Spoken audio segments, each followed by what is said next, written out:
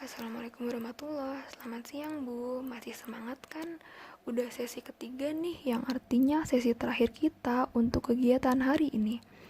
Kali ini saya akan membahas tentang gizi dan pentingnya PHBS bagi ibu hamil dan menyusui. Ibu tahu nggak PHBS itu apa? Jadi, PHBS adalah perilaku hidup bersih dan sehat. PHBS memiliki 10 poin penting yang akan kita bahas setelah ini. Yuk disimak. Jadi, yang pertama ada persalinan ditolong oleh tenaga kesehatan seperti bidan, dokter, dan tenaga paramedis lain. Persalinan yang ditolong oleh tenaga kesehatan menggunakan peralatan yang aman, bersih, dan steril, sehingga mencegah terjadinya infeksi dan bahaya kesehatan lainnya. Kedua, memberikan bayi ASI eksklusif. Seperti yang telah dijelaskan di sesi kedua, tentunya ibu-ibu sudah paham ya mengapa penting memberikan bayi ASI eksklusif hingga usia 6 bulan. Namun, jika ibu bekerja dan melakukan pemerahan ASI, jangan lupa diperhatikan cara penyimpanan dan pemberian ASI ya Bu. ASI mampu bertahan dalam suhu ruang selama 6-8 jam. Lalu dalam termos berisi es batu akan tahan selama 24 jam. Di lemari es akan tahan 3 kali 24 jam. Di freezer akan tahan selama 2 minggu. Apabila melebihi waktu yang sudah saya sebutkan, sebaiknya ASI jangan dikonsumsi ya Bu. Lalu bagaimana cara memberikan ASI yang disimpan Mbak? Pastinya cuci tangan 5 langkah dengan sabun dan bilas dengan air mengalir hingga bersih ya Bu. Lalu letakkan ASI dalam ruangan sejuk atau direndam dalam mangkok berisi air hangat. Dan ASI diberikan dengan sendok bersih yang telah dicuci dengan sabun dan air mengalir. Jangan pakai botol atau dot ya Bu, karena bayi akan bingung puting susu. Hal ini akan berdampak pada bayi tidak mau lagi menyusu pada puting ibu karena sudah terbiasa menggunakan botol atau dot.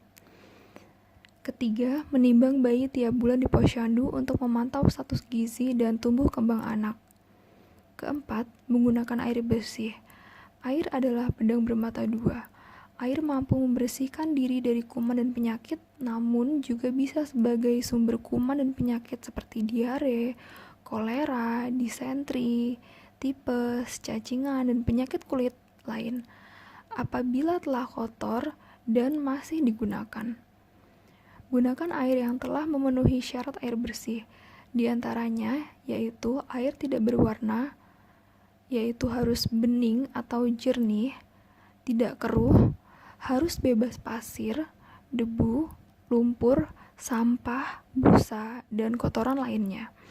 Air tidak berasa, yaitu tidak terdapat rasa asin, asam, payau, pahit, dan tidak beracun kimiawi. Air tidak berbau amis pula, maupun berbau anyir, busuk, atau bau belerang. Pastikan ibu mendapat air dari sumber mata air ya, seperti air sumur, air PDAM, atau air galon dalam kemasan. Setelah itu yang perlu diperhatikan adalah menjaga kebersihan sumber air bersih. Jangan sampai ibu telah memiliki sumber air bersih, namun ternyata terkontaminasi karena hal-hal seperti jarak sumber air dengan jamban kurang dari 10 meter, sumur yang retak sebaiknya diplester, sumur sebaiknya diberi penutup, ember tidak diletakkan di lantai atau tempat kotor lain. Apabila ibu menggunakan air sumur atau PDAM sebagai sumber air minum, jangan lupa direbus hingga mendidih ya, agar terhindar dari penyakit infeksi.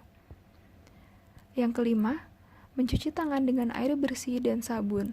Terutama di masa pandemi seperti sekarang Bu, penting untuk menjaga kebersihan tangan. Hal ini karena tangan menyentuh banyak benda, sehingga kuman mudah menempel. Dianjurkan untuk mencuci tangan tiap tangan kita kotor, habis buang air besar, menceboki anak dan menyuapi anak, sebelum memegang makanan, dan sebelum menyusui bayi. Sebelum menyusui bayi ini penting untuk dilakukan Bu, terutama untuk ibu menyusui, karena akan menghindarkan bayi dari bakteri yang menempel pada tangan dan terhisap oleh bayi melalui puting ibu. Yang keenam, menggunakan jamban sehat. Jamban adalah fasilitas untuk membuang kotoran manusia. Kotoran manusia mengandung banyak sekali bakteri buruk. Contohnya adalah E. coli.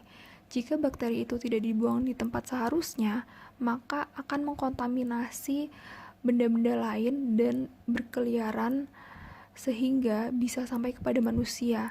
Apabila bakteri ini bisa sampai ke manusia, maka akan menyebabkan gangguan pencernaan hingga kematian. Oleh karena itu, penting untuk buang air di jamban yang sehat.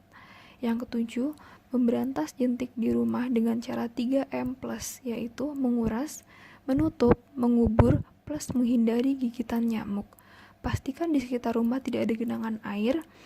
Apabila ada rendaman baju atau bak mandi, sebaiknya ditutup untuk mencegah munculnya jentik nyamuk. Selain itu, rutin berikan obat jentik di bak mandi seperti Abate. Yang kedelapan, makan sayur dan buah setiap hari, terutama kebutuhan ibu hamil dan menyusui yang lebih besar dari orang normal. Maka porsi makan sehari-hari pun harus ditambah. Kesembilan, melakukan aktivitas fisik setiap hari minimal 30 menit sehari. Jika ibu telah melakukan kegiatan rumah tangga setiap hari, maka sudah terpenuhi, terutama bagi ibu hamil. Penting untuk meningkatkan aktivitas fisik ringan untuk melemaskan otot-otot dan memudahkan persalinan nanti. Yang terakhir, yaitu tidak merokok dalam rumah. Hal ini karena rokok sangat berbahaya, terutama bagi janin dan bayi. Pastikan anggota keluarga yang merokok melakukannya di luar rumah ya Bu, untuk menghindari terhirup oleh ibu hamil dan bayi.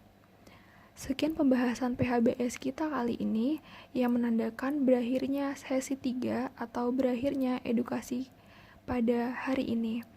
Terima kasih atas waktunya. Wassalamualaikum warahmatullahi wabarakatuh.